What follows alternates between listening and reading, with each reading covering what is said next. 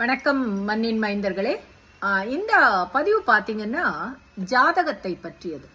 அதாவது ஆதி மனிதன் வாழும்போது உணவுக்காக, உறைவிடத்திற்காக, எல்லாத்துக்காகவும் ஒருத்தர் சண்டை போட்டப்போ அடிமுறை என்ற ஒரு பயிற்சி ஆரம்பமானது. ஒருத்தரை தாக்கிக்க கூடாது, எப்படி முறையான பயிற்சியில சண்டை போடணும் எதிரிகளோட, ஏன்னா அதனால உயிர் பலி அதிகமாகுது அப்படின்னுட்டு.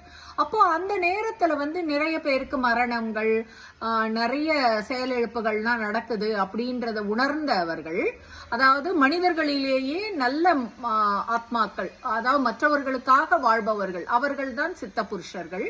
அந்த சித்த புருஷர்கள் என்ன பண்ணாங்கன்னா, காலநிலையான நவகோள்களின் இயக்கங்களை பார்த்தாங்க. அவங்க பார்த்து அந்த கட்டங்கள், கிரகச்சாரங்கள் எப்படி இருக்கும்போது ஒரு மானுடனுக்கு எப்படி செயல்படுதுன்றதை அறிந்து அதை வைத்துத்தான், அதாவது மருத்துவத்தோடு சேர்ந்ததாகத்தான் ஜாதகம் முதலில் பார்க்கப்பட்டது.